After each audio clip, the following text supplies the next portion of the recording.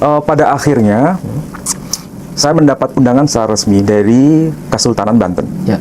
Pada detik-detik terakhir, kalau tidak salah setelah kita live itu kan saya berkata saya tidak mendapatkan undangan dari pihak manapun dan tidak mendapatkan undangan dari institusi keagamaan manapun.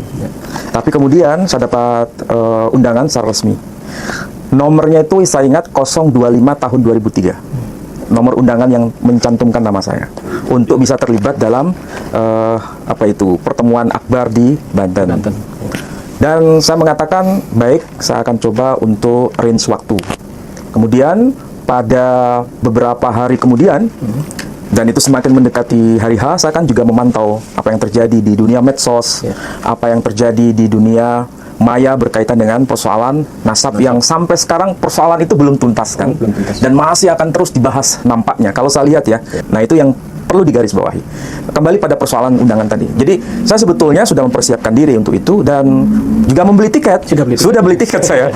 Tiket saya itu pakai pakai apa itu?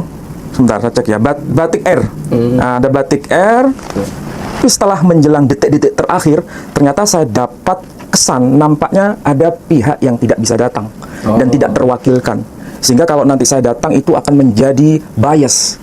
Saya datang di sana dalam konteks apa nanti kalau salah satu di antara kedua belah pihak yang sedang diskusi tidak hadir. Robitoh Alawiyah dan juga Kiai Imaduddin akhirnya tidak hadir dua-duanya. Pada awalnya yang saya tahu dari pihak Robitoh Alawiyah tidak hadir. Bahkan perwakilan dari Robitoh Alawiyah tidak hadir. Kemudian akhirnya merembet pada Kiai Haji Imaduddin sehingga tidak hadir.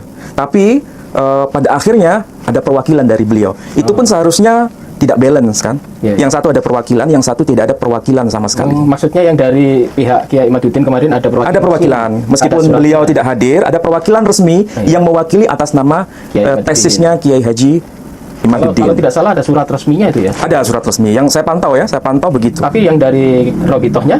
Dari Robitoh Alawiyah sebetulnya personal dari kalangan Robitoh Alawiyah ada, tapi tidak mewakili Robitoh Alawiyah. Jadi kalau dari sisi akademisi, ini kan ada sesuatu yang memang tidak seimbang.